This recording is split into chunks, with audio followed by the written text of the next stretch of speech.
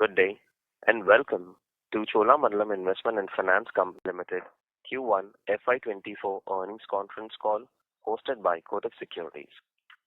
As a reminder, all participant lines will be in the listen-only mode, and there will be an opportunity for you to ask questions after the presentation concludes.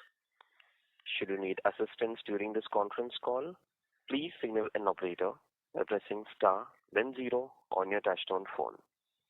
Please note that this conference is being recorded. I now hand the conference over to Mr. Nischint from Kotak Securities. Thank you, and over to you, sir. Good morning, everyone. Welcome to the earnings conference call of Cholamandalam Investment and Finance Company Limited. To discuss the 1Q FY24 performance of Chola and share industry and business updates, we have with us the senior management of Chola, represented by Mr. Vellayan Subbiah, Chairman and Non-Executive Director, Mr. Ravindra Kundu, Executive Director, and Mr. Arul Selvan, President and CFO. I would now like to hand over the call to Vellayan for his opening comments, after which we will take Q&As. Nischint, thank you so much, and good morning, everybody. I just want to go through the unaudited financial results for the quarter ended June 30th, 2023. Our disbursements were at 20,015 crores for the quarter. Total AUM was at 122,755, which is up by 42% year-on-year. NIM was up at 2,127, which is up 30% year-on-year. And PBT was at 968 for the quarter, which is up by 27%.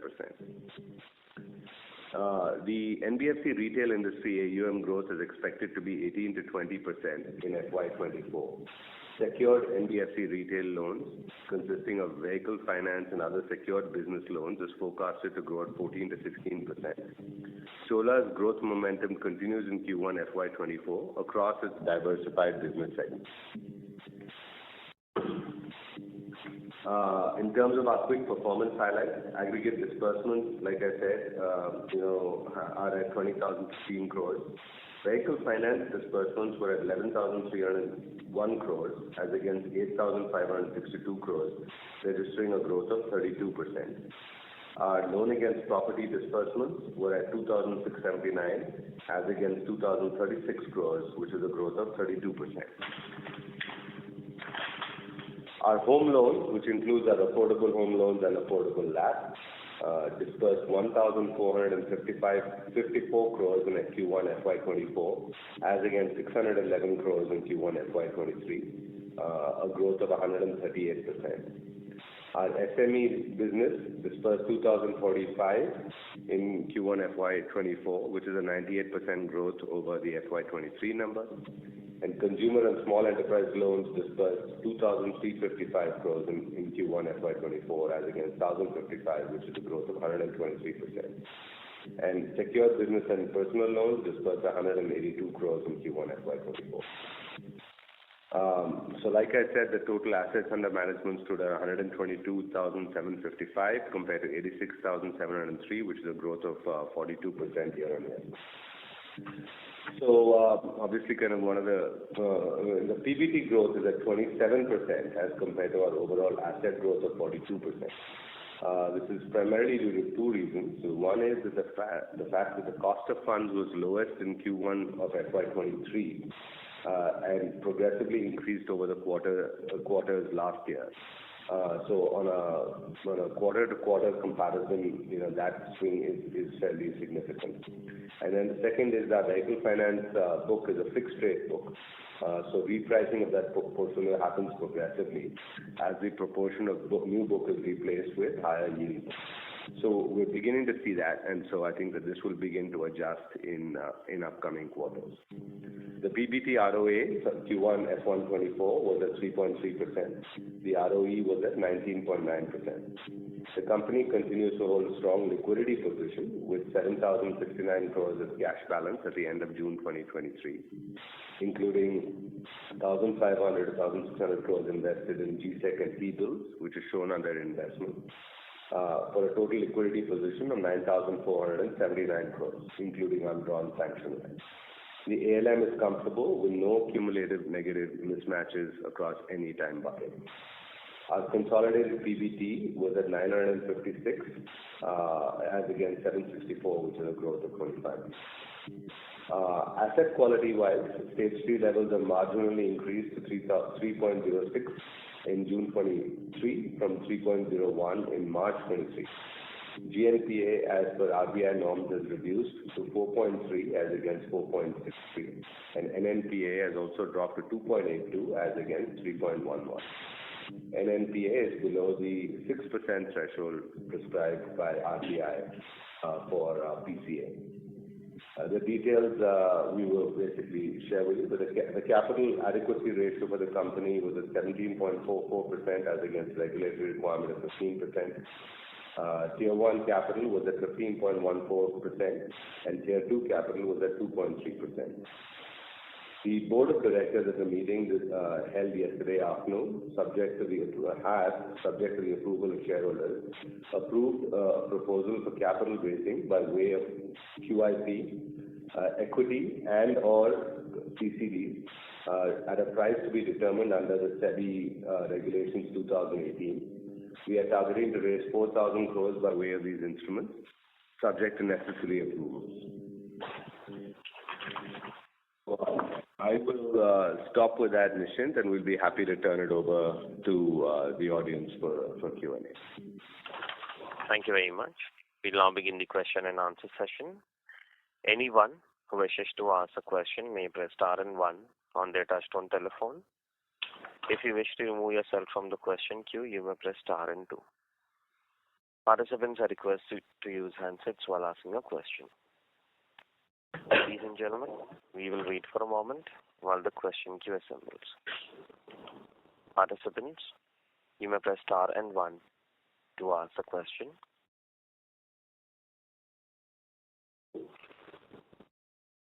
The first question is from the line of Suresh Ganapathy from Macquarie Capital. Please go ahead.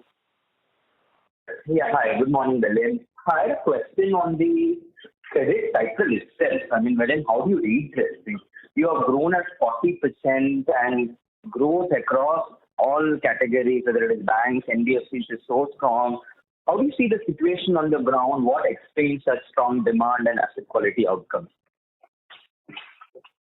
Yeah, so Suresh, I'd say it's a good question.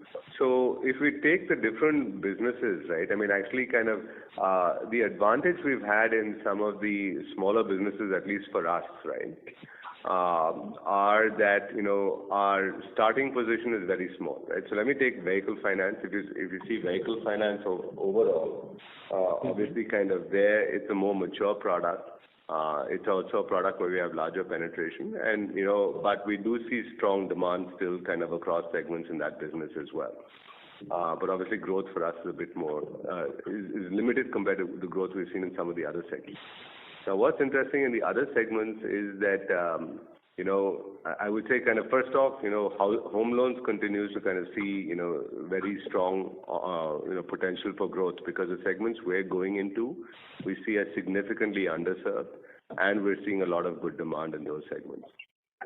The one area where obviously kind of there are concerns, and actually kind of like, once you get to the smaller loans, right, kind of both unsecured and secured, there are certain pockets where, we are seeing, a certain, caution that we're developing because in certain pockets we are seeing, kind of a bit of, over lending and therefore we're getting more cautious. So we're really taking we're taking the same micro market view that we used to take with vehicle finance and bringing it out to these other segments. And so taking a fairly cautious view in areas where we're beginning to see a little stress. The stress is actually, so there's not really a demand slowdown, but we're seeing kind of a bit of oversupply into a couple of areas. Can you put it that?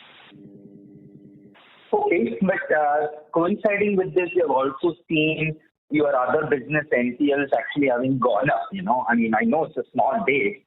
0.7% has gone to 1.1. Anything that we should read into it, or just a seasonal thing, or will you slow down this segment a little bit going forward? How should we read into it? So Suresh, I'll give my commentary and then I'll have Ravi add with his comments as well. See, basically the other businesses, like you know, kind of, you know, at least the ones that, I mean, the newer ones, kind of, the book is just building, right? So we've always said that, right? Which is like, you know, kind of having an extremely small NPA is not going to be kind of sustainable in that business. So some of it is just the book building. We continue to kind of have a high degree of confidence in terms of the segments and our ability to kind of grow in them. So we don't see any concern from, you know, what we're seeing as, you know, like you said, a movement from 0.7 to 1.1. And Ravi, why don't you add your thoughts and comments? Yeah, Sarul here, sir. So here we expect, and we have also articulated that it will be in the range of around 1.2 to 1.5%, and I think we are still well within that limits in the new businesses. They will tend to have slightly higher NCLs as compared to the previous other mature businesses because they are of a slightly risky nature, which is more than adequately compensated by the yields.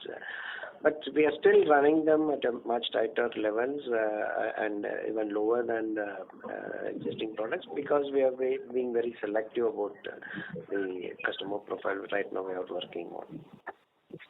Okay, thanks so much. Thank you.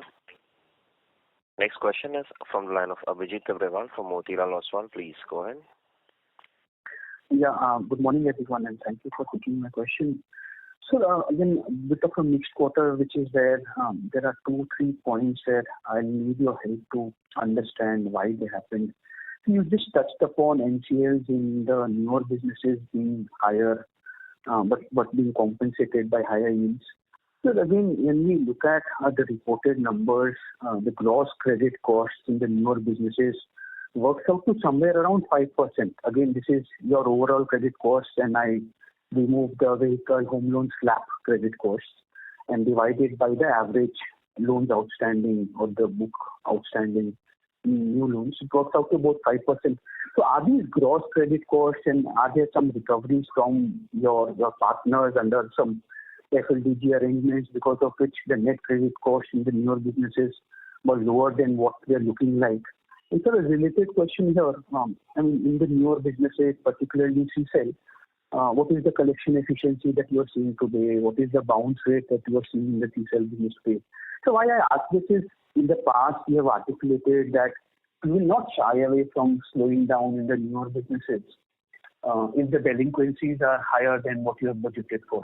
So are you seeing some early signs of stress, and also given the fact that recently the narrative around some of the peers acknowledging stress in rural personal loans? So are we what Viran sir was explaining, taking a cautious view in personal loans now and concentrating more on professional loans, business loans, or how are we thinking about the CSEL business? See, you are right in the extent what I think I did in the NCL. What is happening is the two parts in the NCL. One is we have a FLDG recovery of around 35 odd crores, which is shown at the gross level in NCL, and the FLDG recovery comes in as an income line. So this is another Ind AS. So around 35 crores should be lower in the NCL numbers for the new businesses. The second part is, as the new businesses scales up, they need to be also provided with standard assets provisioning, equivalent of standard assets provision under the PDLGD norm. So that would also add up to the overall number. So between both these, your provisioning number will look higher when you see these numbers as a reduction of the total NCL minus the three businesses we have reported. But for it, we are not seeing any significant increase in our credit risk, and we are from that angle we are not slowing down any of the new businesses. So just to add, actually, I don't think. I mean, I don't know if you interpreted it as kind of we are going cautious on the new business. What I said is that kind of there are some. This is true always in kind of vehicle or any other businesses we're in, right? Which is there are always some micro markets which we will be cautious on. But overall, do we continue to be very optimistic and see a lot of growth potential? And we will see kind of growth in the new businesses, absolutely. So, I don't think that this should be interpreted as kind of turning overly cautious, right? Which could be one of them. Got it, sir. Sir, I mean, just a follow-up question before I ask my next question to Ravi, sir. So basically what I infer is we are not seeing any higher delinquencies in the newer businesses, which will kind of make us cautious. And at the same time, what Arun sir was explaining, there is that component of FLDG recovery, standard asset provisioning. So nothing outright alarming in the newer businesses is what you are seeing, is what I'm referring here or inferring here. Correct. So hope that is correct. So the next question, the last question that I have is for Ravi sir. Sir, how should we look at the yield trajectory in vehicle finance? The fact that we are not seeing yields picking up in vehicle finance, not just for you, but I think at the industry level today. Is it a combination of your competitive intensity that you are seeing, or product mix, or what some of the peers have explained, some higher yielding books running off, which is kind of leading to this? And sir, what could be the difference today between your book yield and disbursement yields today in vehicle finance? So in the vehicle finance, because of the nature of the business, this income, you have to see the four factor. One important is that book yield versus the marginal book yield. So marginal book yield is as of now higher by 1%. So that is one thing. But in the case of the book yield, it is lower by 15 basis points. So that's point number one. And why it is? Because the business what we booked in 2018, 19, 20, at that point in time, because the cost of fund was high, we were actually booking with much higher rate. Those agreements are running down. So therefore, after that, what is actually booked was the lower rate, and we are pouring the new businesses, which is at the higher rate.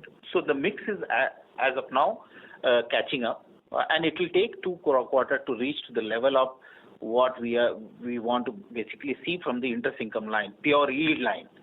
So that's one thing. Second is that the other income lines. The other income line is also lower by 15 basis point, because other income is actually the bad debt recovery, the fee income, the insurance income, the cross-sell income, the additional finance charges, CBC, FBC collection. All these things actually start from Q1 at a lower level because of the collection is a lean period, and then it picks up during the 3 to 4 quarter. And third and fourth quarter, we will see that will also start delivering at a higher level. That's the point number 2. Point number 3 is the product mix. Now, if you see that continuously the new vehicle businesses are actually higher level, and we are maintaining our market share in that business. And so there is a mix between the high yield versus the low yield. And as long as the new businesses are doing well in terms of the industry sales, we need to continue to participate and maintain our market share. At the same time, we are trying to increase our yield through increasing our business focus on the used businesses as well. Used businesses are growing much better, but at the same time, the car sales was up by 10% at industry level, and we have been participating in one of the major manufacturers. So we have also gained a little bit market share. So that need to be continued because of the business strategy. So product mix is also as such that it is not allowing us to increase the marginal book yield significantly. We have increased it 100 basis point by June quarter. But in the month of July, it has gone up by 130 basis points. So it's going up, quarter and month on month, and you will see that we will start showing up those numbers in the book yield in the quarter 2 end or maximum quarter 3 end. So that's the third thing. And fourth one is that the cost of fund itself. So cost of fund was the lowest in the June quarter. And subsequently, you will see that the cost of fund started going up. So difference between the cost of fund now and the previous quarter will start coming down. So the overall NIM will also going up that way. So what we are saying, in the vehicle finance business, we are down, say, 14.9 to 14.6. There is a 30 basis point reduction. And the cost of fund has gone up from 6% to 7.3. So 1.3% increase. So 1.6% of the gap in the NIM is getting reduced by reducing the OPEX from 3.3 to 2.9, and the losses has come down from 2.1 to 1.5. So therefore, at the end, ROA is looking down by 60 basis point. Now, this 60 basis point is our problem, not that the 150 basis point total. So this 60 basis point in the subsequent quarter, you will see that the gap will continue to go down because the losses will further go down. Because we are starting from 1.5, we will be ending at 1% or less than that. So that way you will see that the losses line will start showing reduction and the ROTA will go up. And at the end of the day, we have been always saying that if you go line by line, it is difficult to manage. We should always see the ROA. As of now, we are 60 basis point lower than the ROA. That is because of the fixed versus the floating book concept, which will get covered up in next 2 to 3 quarters. Thank you. Sorry to interrupt you, Abhijit. I am requested to join the queue again for a follow-up question. I request to all the participants, please restrict to 2 questions per participant. The next question is from the line of Gaurav Kochar from Mirae Asset. Please go ahead. Yeah, hi, good morning, everyone. Thanks for taking my questions. A couple of questions. Firstly, just extending the question on credit cost. You mentioned there are certain cohorts and micro markets where the stress is visible. So if you were to split, let's say your stress or the credit cost where it came from your in-house sourced customer book and the partnership sourced customer book, will it be more skewed or largely skewed towards the fintech and other partners? See, actually, I think you have misunderstood the point what Mr. Villan was making it. He said that we have introduced the similar micro market model of managing the predicting the probability of default. That doesn't mean that we have seen that problem. In our case, in the new businesses, the partnership business, which is a small ticket, small tenor loan, where the FLDGs are something which is coming up, and that is getting accounted in the income line. To that extent, we are actually booking the losses. That is one. Okay, that will continue to happen, which is a small portion. The majority of the net credit cost which is being shown under the new business line is actually the provision created for the standard asset. So the standard asset provision is actually almost 60% of the total NCL which is being considered now, because we have not given any page on that, but all of you are working out total minus VF minus HL minus LAP. So that is what I'm trying to explain you, that our PL or BL book of the CSEL is actually behaving the same manner. Our bounce rates are lower than the market. It is still at 5.6%. Basically, in the market, it goes up to almost 13 to 14% bounce rate. We are much lower. Our collection efficiency is 99.5%. So the losses which you are seeing it on the NCL line on account of the new businesses, majority of the business is actually coming from the either standard asset provision or the counter entry of the FLDG. Okay, understood. And this second question is on the cost of funds. Yeah, please, go ahead. Yeah, on the cost of funds side, so there is a 40 basis point inch up in cost of funds. Is that largely done now, or the repricing of your borrowings, which were linked to MCLR or otherwise, is that largely done, or you believe there could be further inch up of cost of funds from here on in the second and third quarter? It is largely done. The only caveat I would say is if there are further increases that's happening because of any external events, yes, then there would be an fallout of that. But as of now, it looks like there will be no further increases by the regulators. So if that continues, then there should be, actually we should see some improvements therein. So I don't see further increases more on the cost of funds. Okay, just to be a little more specific here, roughly half of your borrowing is bank borrowing. What percentage of that would have already repriced, or what would be the gap between the marginal cost of bank borrowing and the stock cost? If you look at it, if I look at my total borrowing, 55 to 60% would be bank-related borrowings. The rest are all fixed-rate borrowings. The bank-related borrowings have got out of the 60%, around 10% which is fixed rate by itself. So there is no movement that is forecasted on that.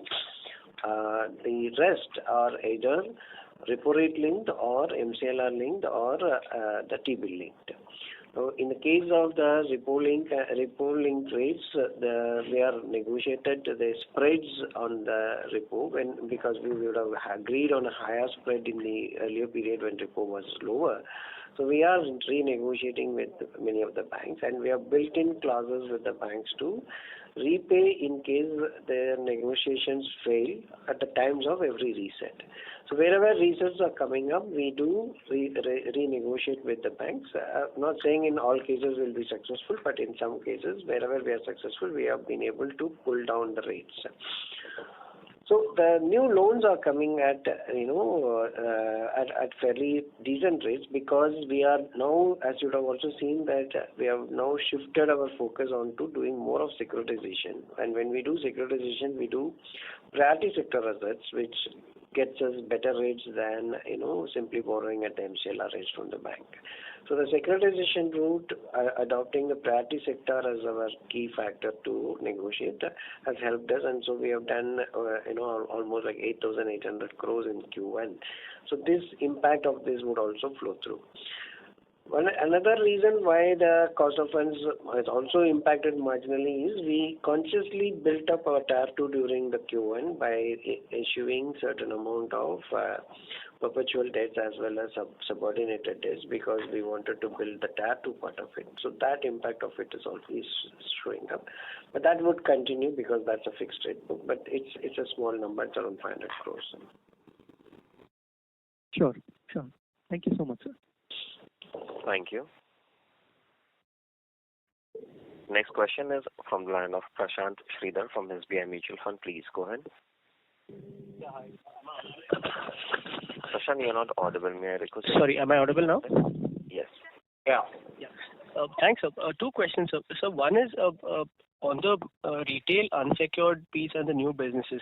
If you could just help us understand how you are tracking how the customer is getting over leveraged and what do you do when you find out that is over leveraged? And number two is just a technical question. So the loan book has grown at like 40% and the ROE is around 20%. So how has the tier 1 capital adequacy increased versus last quarter? Yeah, just these two for myself. Right. Actually, the answer is in the questions because from Prashant, may I request you to mute your line from your side, please? There's some very disturbance coming from your line. Thank you. Yeah. So, from a capital adequacy point of view, securitization is not treated as debt. It is adjusted out of the risk-weighted assets because under the capital adequacy, when we are securitizing the book, we can adjust the securitized assets, and that's where you are seeing a good amount of Tier 1 improvement happening. Again, as I said, some amount of perpetual debt has also been done. This has helped us. So, in the leverage ratio, we don't consider it that way because under Ind AS, securitization is shown as borrowing now. Earlier under the IGAAP, it was shown outside the book. So it keeps changing. So from that angle, now the leverage will look because the securitization does not move the needle on the debt equity ratio. In the case of underwriting of the personal loan business, one important thing is that we have to understand what we are doing under the CSEL division. We are doing three types of business. One is that the partnership business, which is small ticket size, small tenor book, and that is purely going to the salaried class. And we have mentioned that these are all getting disbursed 720 plus scores. Then the business loan, which we are doing it with the self-employed non-professional customer and also doing it with the professional like doctor, engineer, chartered accountant, which is basically, again, we are doing 720 plus customer. Majority of the customers are there. 96% customers are 720 and 4% customer between 700 to 720%.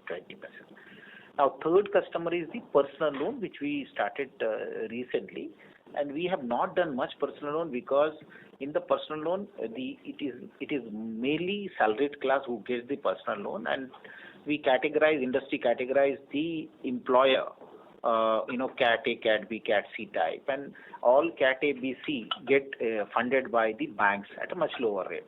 DE type of employer where employees are working, the salaries are lower, they're getting funding by the NBFCs. So we saw that it is actually one that the yield is lower as compared to the business loan, and second is that why should we will take the risk for the E and F category of the employer where the employees are working. So therefore we have not done the personal loan business. We are only going to do direct with the direct sales team and also with the existing customer mainly.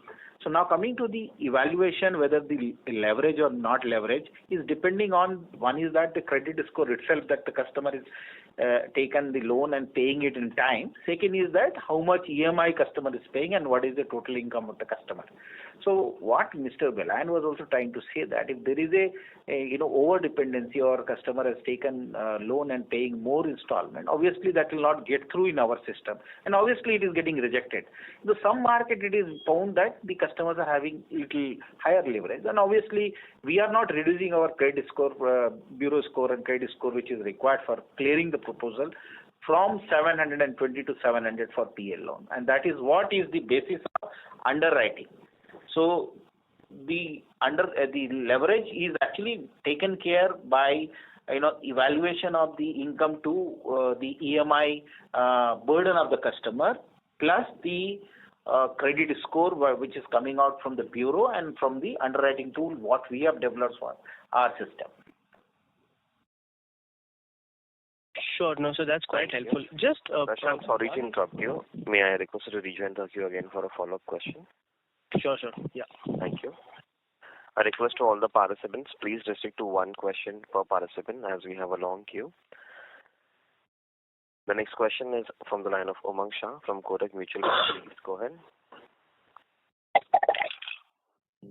Yeah. Hi, am I audible? Yeah. Yes. Thanks for taking my question, sir. Just one thing on ECL provisions, especially on the standard assets. So if I look at our stage 1 and 2 provisions, they have kind of pretty much normalized back to pre-COVID levels. So I'm talking about stage 1 and 2 provisions combined. However, given that the overall AUM mix is shifting now in favor of new businesses which inherently have higher forward flow rates, should we expect that our standard asset provisioning requirement might actually increase going forward? How should we look into it? Yes, it will marginally increase because we are evaluating. See, what we are doing right now is we don't have enough traction on the existing book to arrive at PD/LGDs for the new businesses. So we are adopting a very conservative way of looking at it. Either in the case, for example, in SBPL and SME, we are following the LAP model, and in the case of CSEL, we are trying to put a provision which is more stringent than what is either for VF or any of the secured businesses. But by end of March, we would have around 24 months or plus of the businesses, which would give us the traction to arrive at the PD/LGDs. So by March end, March 24, we should arrive at PD/LGDs for these businesses, and thereafter it will change accordingly. Okay, but despite that, we believe that we would be able to contain our credit cost within our guided range. Yes, as I said, actually, in my opinion, at that point in time, there could be, because we are now pursuing an aggressive provisioning norm with regard to the new businesses, there should be, PD/LGDs should show a reduction in my view. But let us wait for the numbers to come up rather than, take a call notionally on this. All right. Thank you so much and wish you good luck. Thanks. Next question is from the line of Kunal Shah from Citigroup. Please go ahead. Yeah, thanks for taking the question. So last time you highlighted that in terms of the credit cost, it should vary in the range of 0.75 to 1.1, 1.2. We have seen a slightly higher credit cost in 1Q. So how should it actually pan out? Because vehicle has been higher as well as on the new businesses, it's been upwards of 4.5%. So do we still stick to that kind of a guidance? Are we confident that it will still sustain below 0.9? So if you see that in the vehicle finance, we started actually showing up lower NCL than the Q1. It has come down. I mentioned that in the previous, when I was answering it, the last question itself. If you see that in our investor presentation itself, is very clear that it has come down from 2.1 to 1.5. So last year at the overall level, NCL was 1.2 for FY23. We started from 2.1 to 1, ended up for the entire book, entire year is 1.2. If you start at a 1.5, obviously it will go down below 1%, no? Yeah. Okay. So, in fact, it's more of a Q1 thing, and that's the reason it's a Q1 thing, and also it is from where you are starting. You are starting 60 basis point lower than the Q1 number, isn't it? And as of now, if you see that in last time, if you see the stage 3 of the vehicle finance in the Q1, it went up significantly at that time. But here today in this quarter, Q1 to Q3, is the increase in the stage 3 is only from 3.01 to 3.35, which is hardly 30 basis points. So as against the increase of 70 basis points, 15 basis points. For now it is only 15 basis points, 3.2 to 3.35. So we have two advantage here. One, that the NPA is not going up, stage 3 is not going up, and stage 2 is actually showing a much better situation. It is actually now stage 2 has come down, in fact, from the same, if you compare it. So if you take the two important points, one is that the NCL of Q1 2.1 to 1.5 now is coming down by 60 basis point, and at the end, when we started with 2.1, we delivered 1.2 for the year. Obviously, the NCL will go down. And again, second thing, the stage 2 is stage 3 where we are in now as compared to the Q4. And similarly, if you go Q4 to Q1 last year, you see that our book is also behaving much better than what it was last year. Sure. And secondly, in terms of this FLDG, so no doubt it's P&L neutral because it's there in the other income as well as in the provisioning. But does that really show that maybe the stress in that pocket is higher than what we would have anticipated, and that's where this entire FLDG is coming through? No, actually, this is actually not that all of these FLDGs happened during the current quarter. What has happened is we had been pursuing this with the partners, and these have been, we needed to account it out this year because this quarter, because of the new norms of the RBI, where we needed to consider them as write-off on one end and then only recognize the FLDG on the other side. So that is the reason why we needed to bring them into books. Otherwise, it's not like all of them had happened in this quarter. Okay, so this is cumulative. Cumulative, yes. Cumulative FLDG is being accounted, yes. Okay, yeah. Thank you. Thanks. Thank you. Next question is from the line of Viral Shah from IIFL Securities. Please go ahead. Yeah, hi sir. Thank you. I had two questions. So again, just going into the new businesses. So you mentioned, of course, it's a function of the standard asset provisioning. Can you give a breakup of what was the standard asset provisioning, what was the NPA provisioning, and what was the write-off for the new business? I don't think at this juncture we are giving that breakup. When we start presenting the new business P&L, we will start giving this information. Okay, but as you mentioned, majority of it is due to standard asset provisioning and not write-offs. Yes, I still stay by that, but I'm saying I don't have to give you the breakups because we have not yet started presenting the individual profitabilities of these businesses. So kindly wait for the end of the financial year when we will start presenting these numbers. Sure. So then, so how should one look at the profitability of these new businesses? Because earlier you had mentioned that the ROAs for these businesses are significantly higher than the current business. Does that still remain? Yeah. ROA of these businesses will be higher than the existing businesses. As of now, they are still either equal to or marginally even lesser than the existing businesses because they are on the growth phase. And cost is high. The operating costs are higher. Got it, sir. And just one last question from my side. Can you give some color on the digital platforms that you are building, basically the Gaadi Bazaar and the Chola One app that you are building for the personal loans? Yeah, sure.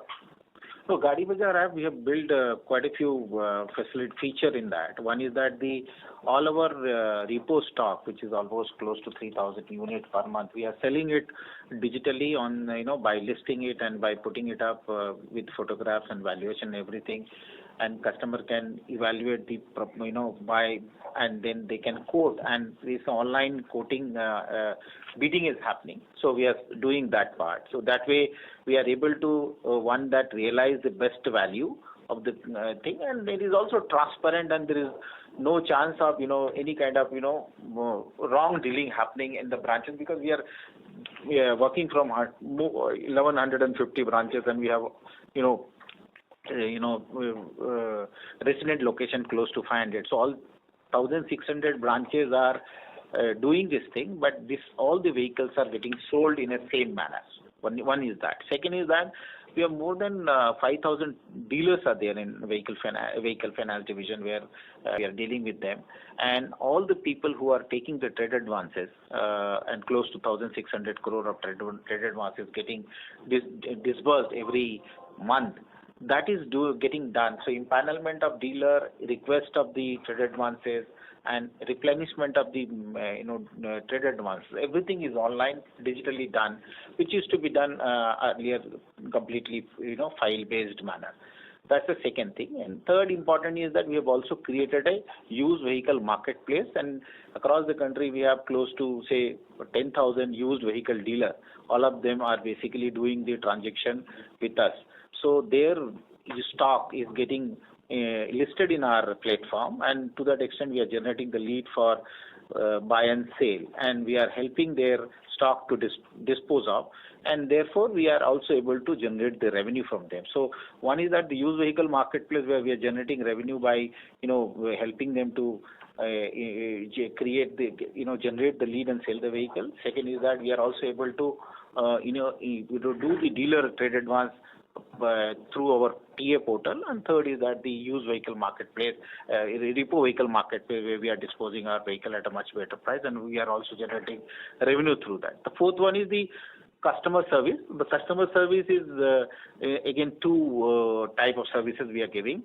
All the customer grievances or requests which is coming through physical mode by through branches or through the call center, now today they can actually approach us in the digital way, and almost 96% of the customer request, customer services are now getting delivered digitally, and they are also able to pay digitally using our Gadi Bazaar app. Almost 150 crore collection is happening through the Gadi Bazaar app. So this is what in the Gadi Bazaar, which is vehicle finance ecosystem, digitally we are enabling customers and our dealer and our broker and our used vehicle partner to work with us. In addition to that, we have also given this app to our repo agent who can actually get the details of the vehicle, where to be need to be repurchased. They can submit the bills, the bills can be paid. So that's the additional services we have given. In the case of Chola One app, which we have launched it for CSEL, we are doing digital lending similar to what we are doing it with the partner, but it is actually internally done for the employees as of now, for the Murugappa Group ecosystem, and it is actually done almost 4 to 5 crore. We have started doing it in this platform. We are testing this platform and trying to see that what is the delinquency, what is the bounce rate, and then slowly we'll open it up for the market. Got it, sir. Thank you. Thank you, sir. A request to all the participants, please restrict to one question per participant. Next question is from the line of Kaitav Shah from Anand Rathi. Please go ahead. Kaitav Shah, may I request you to unmute your line and go ahead with the question, please? Hello. Yes, go ahead, please. Yeah, thank you. Sir, I just wanted to understand more at a macro level. If you can help us understand about the sustainability of the growth rates that you're seeing over a 3 to 5 year period. I know new businesses are very small, but is there any structural change that you're seeing at the ground level that you can make us more aware about? Thank you. As Mr. Velan mentioned that affordable housing is something which we see that it is very less penetrated across the country. Even in the case of Chola, whatever business we used to do 1 year back, 80% business used to come from South Zone. East, West, North were under-penetrated from Chola's point of view also. So we have started doing it, and as of now, our penetration in non-South is 40% and 60% we are doing it in, South. That is one. Second is that we need to also see that what are the, type of product which you can, give it to the customer who are going for affordable housing. So we see that only few customer profile is only, their needs are addressed. Almost, 60% of the customer profiles are not getting addressed in affordable housing still because of the properties within the municipal limit or out of municipal limit, type of property, what type of income they are generating, what is the source of income they are generating, are they getting income through, bank to bank, or is getting through cash salary. So there are many ways to basically increase the penetration both from a geographical point of view and as well as customer profile point of view. So home loan affordable home loan is something which we are expecting that to grow continuously, much higher rate for the next 3 to 4 years, or maybe more than that. Now coming to the loan against property, where we have seen that significant growth coming up during last 1 year, 1.5 years, that's because we were operating from 350 branches, now we are operating from 600 branches. And still we have, another 600, 700 branches to go up. And we have launched the micro LAP also in the LAP businesses, which is basically a small ticket size loan, because our surface is now available up to 20 lakh rupee. And as you may go in tier 2, tier 3 town, those customers who are having a small property will be coming up, and they are also paying much better than what bigger LAP customers are paying. So both and their delinquency levels are also much lower. We have seen that the bounce rates are lower, the collection efficiency is very good. So we see that the second largest business which is going to grow within the existing businesses is going to be the LAP. And third is the vehicle. You see that the industry itself has not reached to the peak level of pre-COVID, and it will continue to go up to reach over there. And we know that the penetration in vehicle finance in terms of cars or tractors or two-wheelers is much lower in India. So that will increase the vehicle, but vehicle finance growth will be lower than LAP and HL obviously. But we are expecting that it should be 20% for next few years. Now coming to the new businesses just opened up, and since they are in growth phase, they will continue to grow because of the lower base.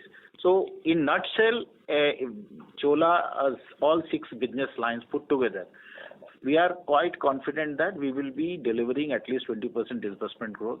Conservatively, we are telling you, but it can actually go up as we further, talk and discuss. Sure. Thank you. That's it from my side. Thank you. Next question is from the line of Beauty Chawla from IDBI Capital. Please go ahead. Yeah, thank you for giving me the opportunity. Just one data point if you can share, as we are not highlighting much in the presentation about the restructured assets. So are there any restructured assets left in our books? And also, I believe that moratorium of these restructured assets is completely now out of the move, and now they are kind of a standard assets for us. We have around 2,200 crores of restructured assets, of which around 300 crores is in stage 1, 1,500 crores continues to be in stage 2. That means they are performing, but they are not moving back to stage 1 because they have not yet come to 30% level as per RBI norms, where we can move them to stage 1. And I think a residual 500 crores is in stage 3 because they are not performed and they moved to stage 3, and we have started providing for them as per the normal, PDLGDs of them. Okay, thank you very much, sir, and congratulations. Thank you. Thank you. Next question is from the line of Avinash Singh from Emkay Global Financial. Please go ahead. Yeah, hi. Sir, one question on your newer businesses particularly, the kind of customer segment and the credit score you are sort of competing. So what kind of yield, because your growth of course from a smaller base is very, very strong.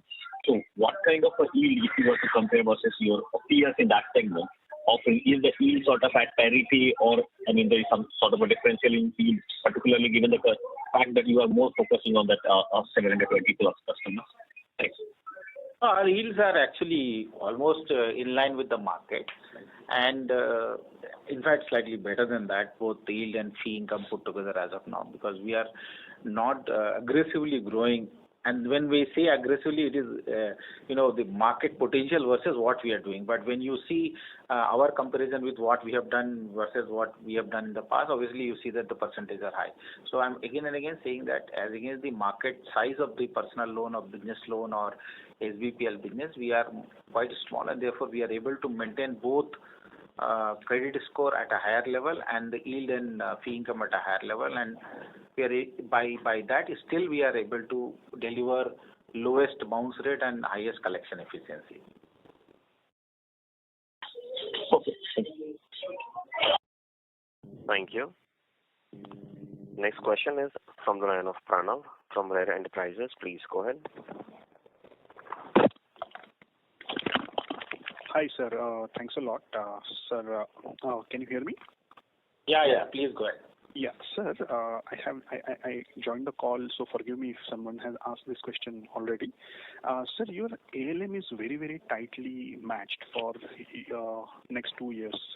And second thing is that if we just see the new business NPA on a 12-month lagging book, so 12 months ago, whatever the book was, I think it was around 2,200 crore, and current NPA is around above 100 crore. So it's almost around 4% of 12-month lagging book. So that is second point, and the disbursement in that area is very high. So actually, how you see this situation? Because the area where if the growth slows down in that area, eventually it will have 4 to 5, 6% NPAs, And Chola was always known for a very conservative group. So even if you just say raise capital, why not just improve ALM rather than have a growth in the new areas where whatever theoretical PGD is, system PGD will also be tested. So why not slow down the growth? Thanks. No, I'm a little confused. You are mixing ALM and NCL and NPA percentages. Yes, because what happens is 5% GNPA becomes to the NPL. That is also 5% GNPA is not there actually. That is wrong number. I don't know. Actually, stage 3 we have given in page number 28 for the other businesses where the new businesses are included is 1.01%, which is that is on the current book. So I am calculating it on the book. We can notionally say any number and then assume. First of all, let me address your ALM query. You are saying ALM is tightly matched. ALM, as per regulation also, you can have cumulative mismatch of 10% for the first year, and thereafter actually cumulative mismatches are also allowed. But internally we follow a much more aggressive policy that there will be no mismatches in any bucket. But that is on the cumulative number. And I think it is well understood that you need to track cumulatively, because the surplus of the earlier time buckets should flow to the subsequent time buckets. Right. So so if you look at it at any point in time over the cycles, we have shown that our cumulative mismatches are never negative. Notionally we can keep, assuming can I be better than this, we can work on it. But there is a other side efficiency angle to it, because then you have to create more and more of reserves or cash reserves which are not going to be cost of funds accretive for you. It will not be, it will have a negative impact on your cost of funds. So we have gone through various cycles and we have never ever faced an ALM issue, and I think the way we are managing it is quite optimal, I would say, if not conservative by itself. So beyond this, assume, and we have our risks team putting different stress testing analysis on this at moderate stress, high stress, and so that stress testing is also being done to ensure both from an ILM perspective and purely from a liquidity perspective, things are, well managed. Right. So sitting from outside, assuming a 10% NPA and then what could happen to the to the ALM is a little long shot. I would stop there. Right. So, sir, on a trailing basis, there is no like there is some merit in considering current GNP on a 1 year back book, right? Because you are not lending this quarter and it is becoming GNP in the same quarter. So, am I wrong in thinking that? So we do all these analyses by following the static pool analysis, and actually 1 year back issue is a different issue, COVID, which is more a one-time phenomena. We have to look at periods where it is of a normal trend and we factor in certain amount. But even if you take the PD LGDs, it factors in even the COVID period and then considers it. That's what I was explaining earlier, that the provision coverage will look higher because of these. The PD LGDs are calculated with 2 years of the COVID period also coming into play. So I think we take care of all these and we try and build the book as well as our accounting in a very conservative way. Yes, the views are welcome. Thank you. I request you to join the queue again for a follow-up question. Next question is from the line of Piran Engineer from CLSA. Please go ahead. Yeah, hi. Congrats on the quarter and thanks for taking my questions. Just a couple of them. Firstly, any one-off in the employee expense which has dropped 15% QOQ? Have you moved people to off-roll or something like that? And secondly, the Tier 1 ratio has increased QOQ. Sir, you were mentioning something about securitized assets not being counted in capital adequacy or something like that. So, are these two related? That's it from my end. They are not related. See, we are talking expenses. Expenses is expenses as being as the. No, I mean I think Arul, his question is securitization related to Tier 1. Is that related? Yes. Sure. Okay. So I think So Arul, you already answered that, but he's asking the same question that was asked before. Securitization. Yeah. See, we did securitization. Securitization impacts Tier 1 because under the RBI regulation, CAR needs to be calculated in the erstwhile method. So there we take away from the risk-weighted assets the securitized book because these have been sold off to somebody. The loss levels that are expected on securitized book is to the extent of the cash collateral, which is adjusted straight out of the Tier 1, and that is the way the CAR is calculated. And factoring in that, we have improved the CAR. Got it. Okay, that answers the second question. And the first one on employee assets. Yeah, go ahead. Employee expenses. If you're comparing Q4 versus Q1, yes, there would be reduction because in every Q4 we will have the full performance of the teams being evaluated and the incentives being factored in at their highest performance level. And additional incentive. And any additional incentives, increments, etc. would be factored in. In Q1, it will be not there because as such, we are in the starting mode and we will be providing them at a normal pace.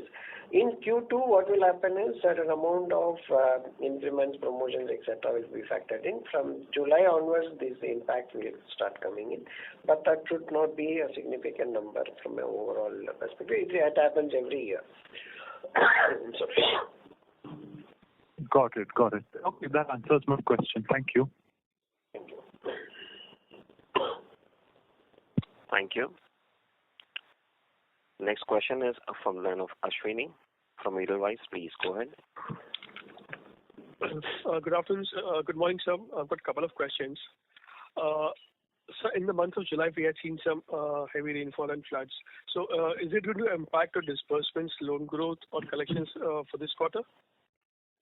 So this time, if you see, the rains are actually good. There are some market, if you've seen that, it was slightly higher than that.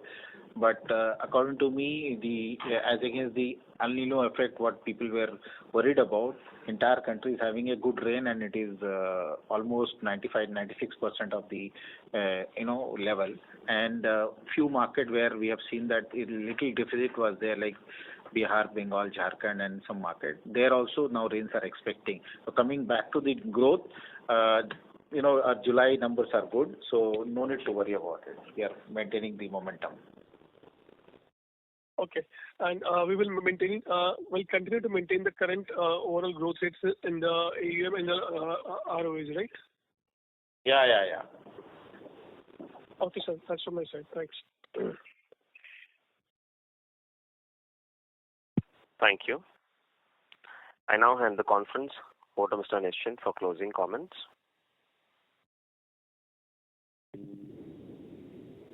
Nischint, can you hear us? Thank you very much for joining us today. We thank the management of Chola to give us an opportunity to host this call.